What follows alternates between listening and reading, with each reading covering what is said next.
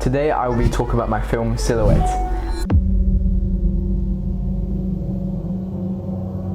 I will be talking about how we use and didn't use film conventions and how it represented social groups and issues.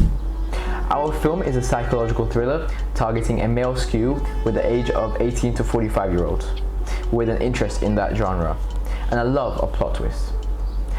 Our initial research revealed that psychological thrillers tend to follow a strict set of film conventions, which include messy mise-en-scène, color grading matching the mood of the film, violence or hints of violence, hints of deeper plot lines, close-ups, slow pacings, establishing shots, and eerie sounds or soundtracks, usually done in a minor key. Firstly, I'll be talking about mise-en-scène and how the conventions we used impacted our audience and what effect we aim to have.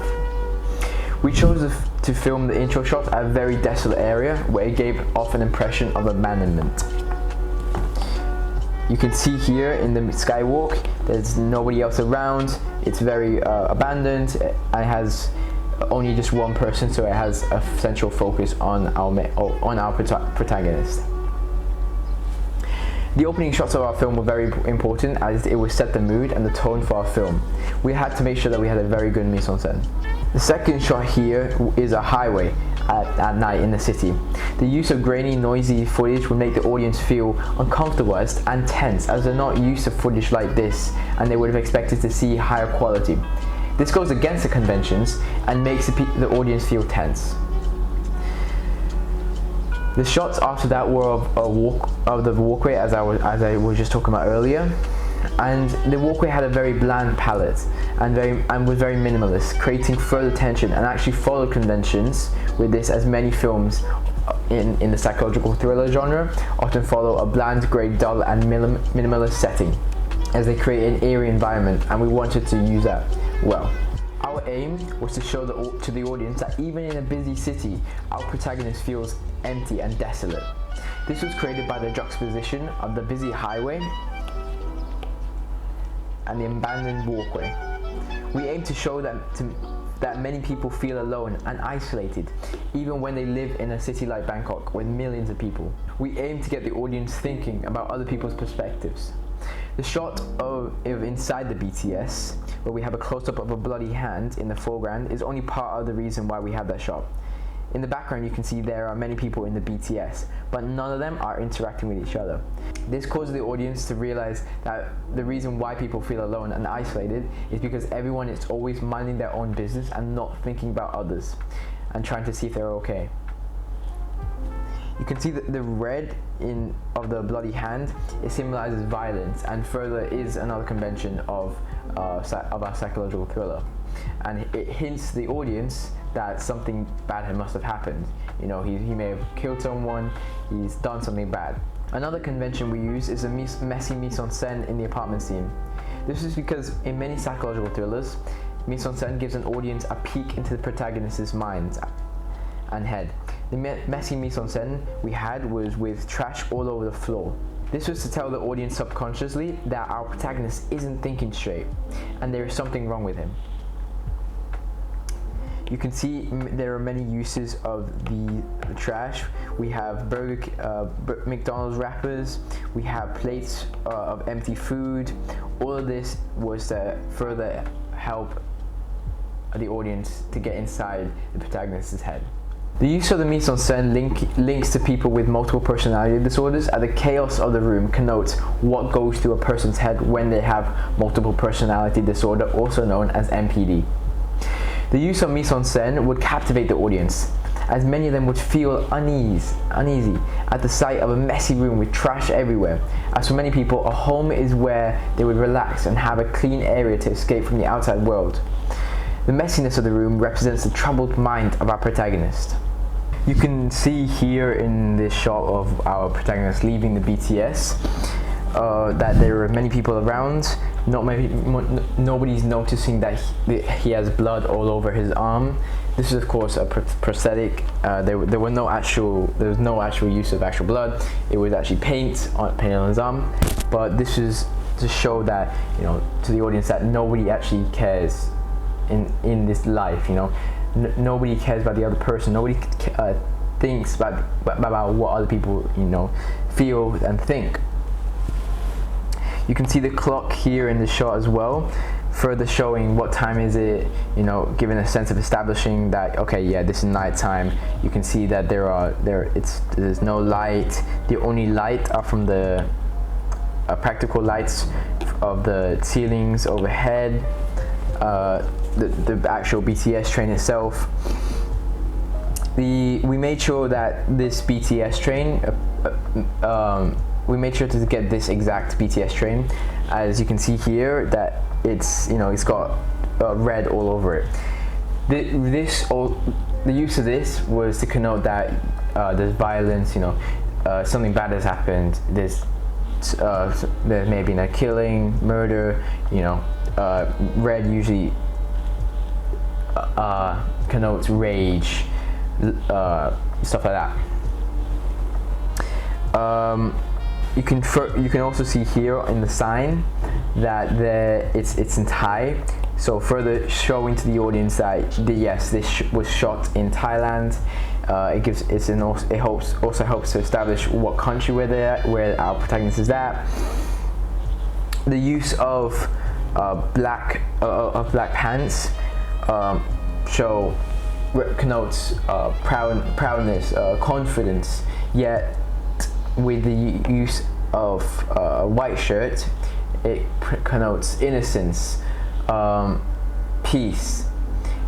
This sharp contrast with the blood is also a convention of a psychological thriller, as you know, the contrast of themes are very important. In this scene with the protagonist in the toilet, we have a close-up of a sink where there you can see there's blood all over the place. There is blood on the shirt. Our character is suddenly wearing a vest instead of the shirt that he was wearing in the previous scenes. This implies that he's taking it off and he's washing it, and he's trying to get the blood off it, the blood stains, anything that may prove or link back to something that he's done beforehand, probably a murder, who knows. Yeah, you can see there's blood everywhere. We made sure to exaggerate the use of blood to make sure that it actually connects with the audience and shows that yes, it's a psychological thriller, because blood connotes violence, which is one of the main themes of movies in our genre. In the very last shot of our film, you can see several shots of going further away of a TV with a news report playing, and you can see the actual revealing of who has been killed. You can see this man, Jace Lennox Williams, age 18, missing.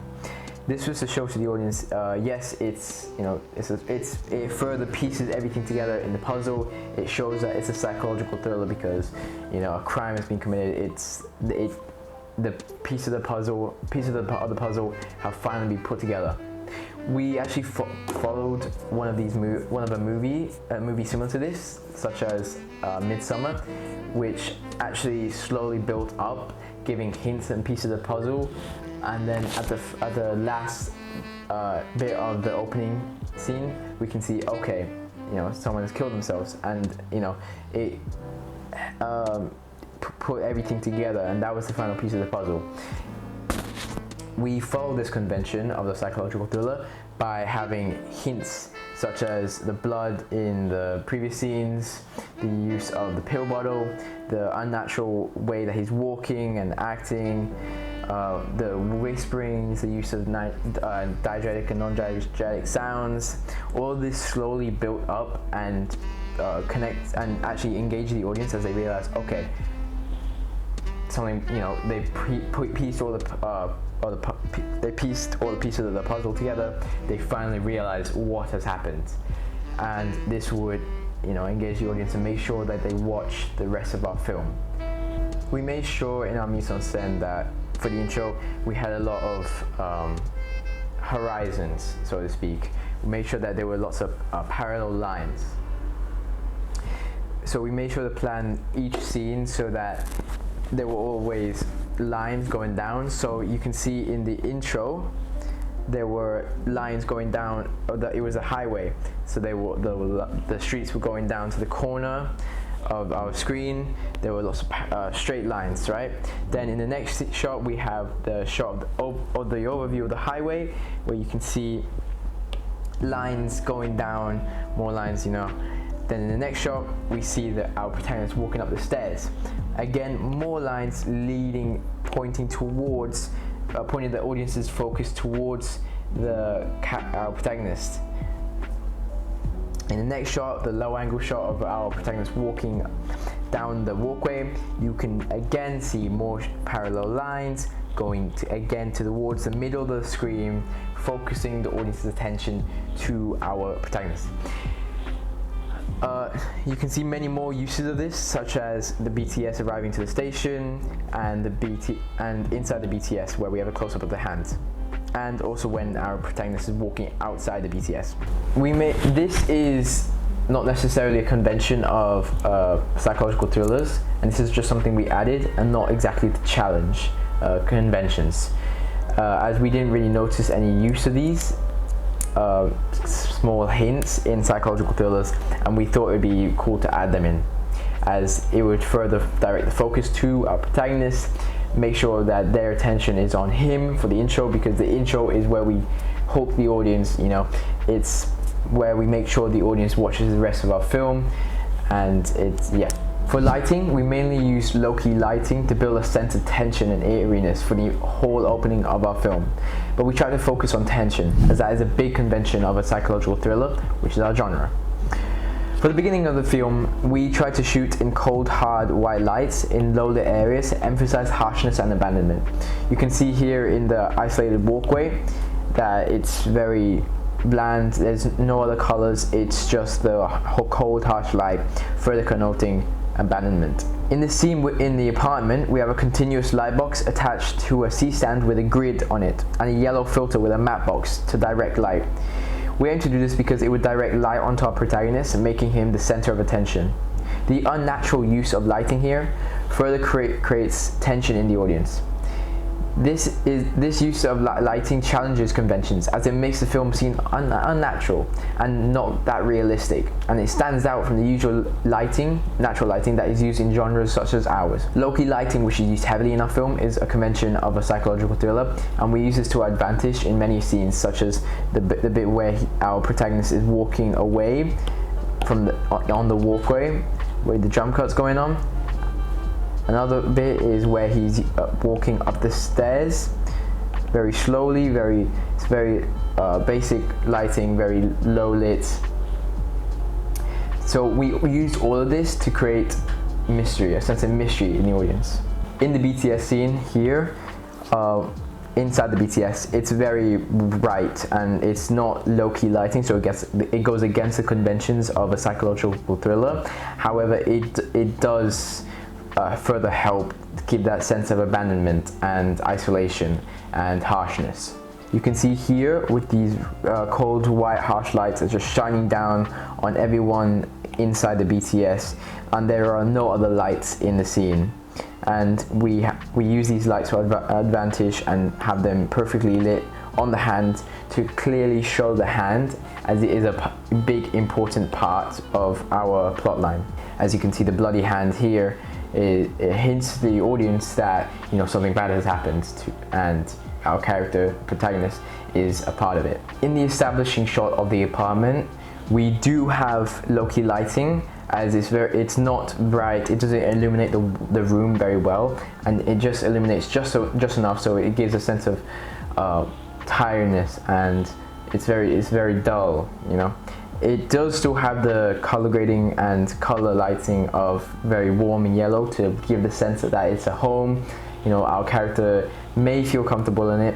However, it contrasts with the actual acting of our protagonist, as he clearly shows the audience that he is stressed about something, and you know, there's something going on about him that we can't just understand just yet.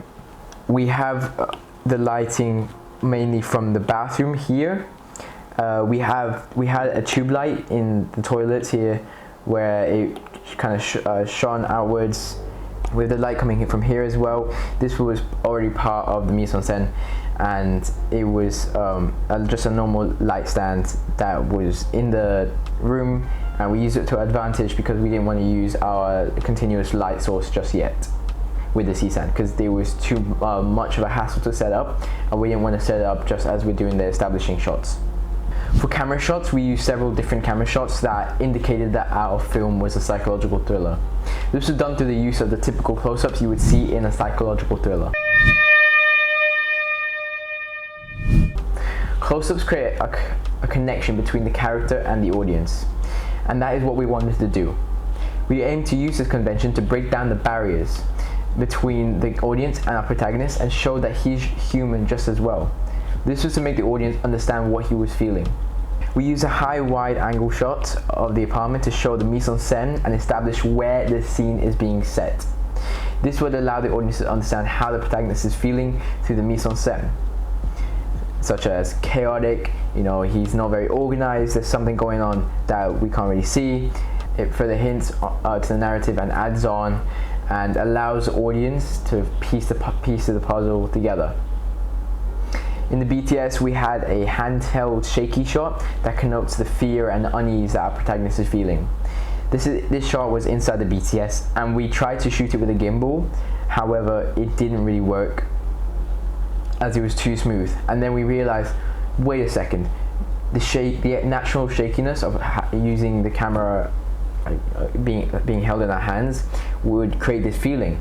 And this was unplanned at first in our shot list and storyboard, and this is one of the changes that we made on the shooting day, and this is a change that we decided to keep, as it actually helped portray what we wanted to the audience, which was that he's uneasy, he is scared, something bad has happened that he's unsure about, and he's very just nervous in general. In the intro section, the camera is following the protagonist home and is revealing parts of the narrative, such as the low angle stationary shot of the protagonist walking away from the camera in the walkway location, using jump cuts as well. This was to show that even though we can hear whispers and we assume that there is someone behind the camera that we can't see, there actually isn't anyone following. We show this by just having the camera stationary and our protagonist walking away to reveal, hold on a second, there isn't actually anyone following him. The low angle shot revealed the movements of the protagonist and his slow pace walking away. Slow pace is another convention of a psychological thriller, and we aim to show this throughout the entire intro of our film. We use slow pace editing, slow pace camera shots, slow pace characters. They walked slowly, stumbling slightly. We had another low angle shot by the stairs, and this was to reveal that our protagonist is exhausted and cautious and also afraid. The use of low angle shots challenges conventions, and because low angle shots give the character, the protagonist, a sense of power, and the audience feels weak compared to the protagonist, as he is taller than them, or he is dominating them as he is above them. All these uses as camera shots suggest an eerie atmosphere and creates a sense of tension for the audience. This close-up of the bloody hand clutching the handle in the BTS further revealed that he's unwell and feeling very afraid. You can see here the blood is another convention of a psychological thriller, further showing to the audience that it is a psychological thriller. The use of conventions and challenging conventions gives the audience something that they are familiar with, and yet also something unexpected as they interact with the film and engage with it. We follow the conventions for titles, as we figured it would be best for our film for the titles to fade in and out at different places before the main plot actually starts. This was to give the audience the feeling that, okay, this is a normal film, because this is what they would expect to see in almost every single film, as most films would start with the credits, some titles, some actors' names in the film appearing, fading away, fading away, fading in, fading away. This will allow our audience to recognize something familiar and give them the feeling of a film that they would like, so they would be hooked by the time our plot comes around. For sound, we did a mixture of following and challenging conventions, as we ventured into the horror genre with the sound effects. Firstly, I went onto Epidemic Sound and spent a long time searching for these sound effects. We follow the conventions of our genre with using ambient sounds that you would hear and diegetic sounds such as the BTS train coming into the station. And the whistling sound from the BTS train guard. These two sounds we actually recorded in person with our Saramonic 500 Pro wireless mics, and we made sure that we would get this sound, as it would be something many people in Thailand would recognize, and it would engage our audience. As the BTS train is a main form of transport, and many would recognize it as it's very iconic, these sounds, these diegetic sounds. This is also to make our film more realistic and something the audience would find familiar and engage with. We had to add in the diegetic sound of our protagonist and his victim speaking. We did this by recording the victim speaking and shouting his lines on voice memos, and then uploaded it to Logic Pro, where I then tweaked the reverb and distortion to make it sound otherworldly and eerie. This was to make the audience feel tense as the victim starts shouting at our protagonist in a very loud and distorted voice. Here you can see me scrolling down Epidemic Sound, and you can see there are lots of examples here that we can use, and yeah, there are several drones that we found.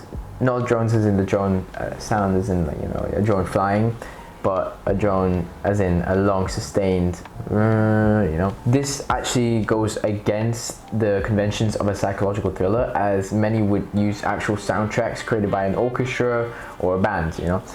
And since we didn't have access to any of them, and when we tried to go on YouTube and Epidemic Sound and find soundtracks that fit our genre, we couldn't really find any. So we actually decided to go back and to a film that didn't stick to the conventions of a psychological thriller, but is a psychological thriller, Midsummer 2019. The intro, it starts off with a very eerie violin drone and then slowly builds up, and it's just a many long sustained violin droning sounds.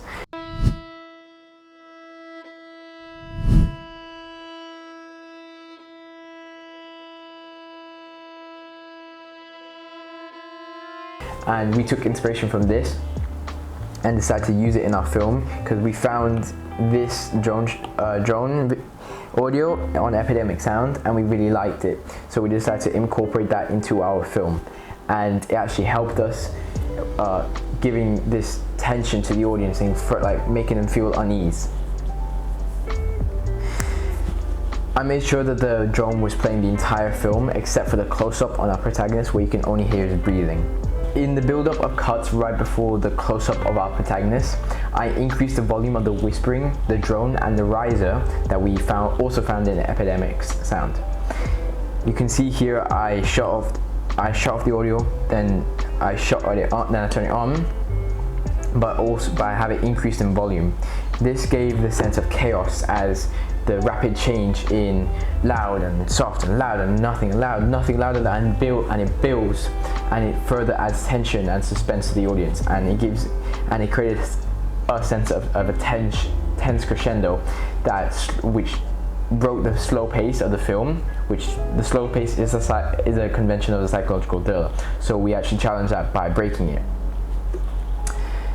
The non-diegetic sound effects that we used challenged conventions, and as many movies of our genre would not use the sort of sound effects that we used, as it ventured into the horror genre, and that could mix up the two genres.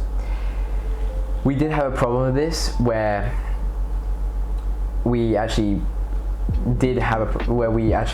found sound effects that we really liked, but when we actually incorporated it into our film, it made it sound like a horror film, and this wasn't our idea and this wasn't our aim. We had a whole meeting in our lesson where we discussed what sounds we could use and we tried to find other sounds rather than these horror sounds. So in the video that's about to play, you can see us doing this. I think it's too horror for our film.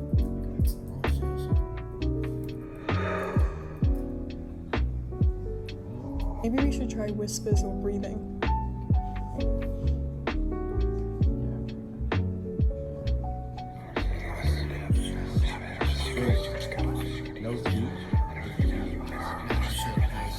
We did discuss the benefits of trying to use some horror conventions, as it could this could also help us appeal to horror genre enthusiasts and further engage more people.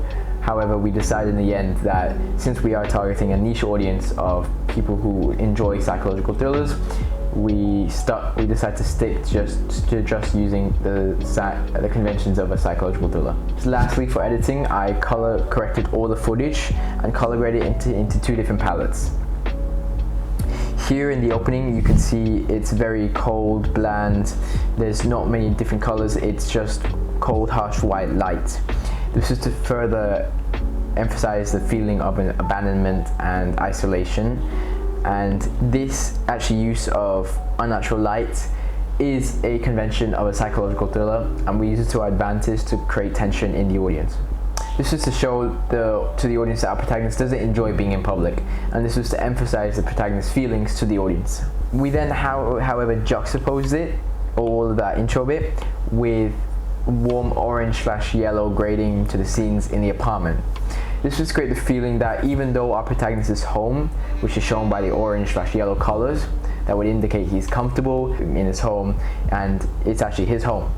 This further engages the audience and confirms with conventions of a psychological thriller, as many movies of our genre would have juxtaposing themes, and we chose to represent that with the contrasting themes of the comfort of home and the uncomfortable mood of our protagonist. As you can see in the clips, he is acting very weird, he feels uncomfortable, he's stumbling about, he has a slow pace, he is jittering about, he doesn't have much energy, he looks lost. All of this contrasted very well and helped us have these 2 themes that contrasted together to create a convention of a psychological thriller that we followed. In the intro, we have this shot of a protagonist walking away from the camera, this low angle shot of the protagonist walking away from the camera in the walkway.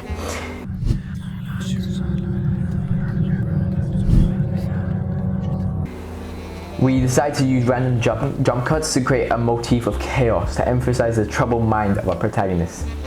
We then actually, through the editing, I filmed the entire of the protagonist walking away from the camera, and then I actually cut random bits up and deleted those random bits, so then when it came together it looked very random and further emphasized the idea of chaos to the audience, which would further help show that to the audience that yes, this is a psychological thriller because there's chaos, and it would link into the fact that he may have MPD, multiple personality disorder, where there's lots of chaos in his mind, or schizophrenia, where he, also lots of chaos in his mind and it's jumbled up, he doesn't know what is going on. This motif is a convention of movies of our genre, and it engages the audience as it is something they would recognize.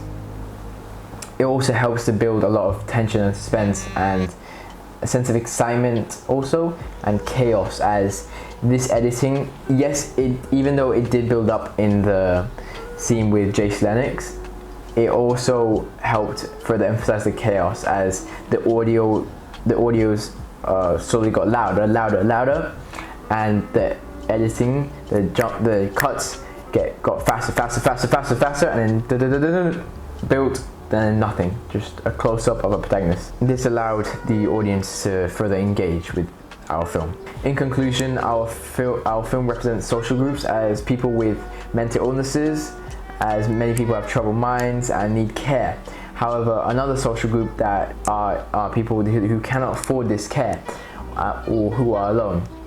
Our film represents 3 social groups of people with mental illnesses, people who, as I said before, cannot afford this care, maybe feel alone, and who have troubled mind in general. We also represent people who live in the low working class and people who are just alone and do not receive any love or affection from anyone, who feels separate from this busy world and do not have any connections with anyone outside their work or their simple life. We have followed a lot of psychological thriller conventions, but also challenged them in our film This was to engage the audience, who are fans of psychological thrillers, yet also allow people from other genres to enjoy our film. That is all. Thank you for watching my breakdown of Silhouette by DZ Productions. This is my CCR3. Bye bye.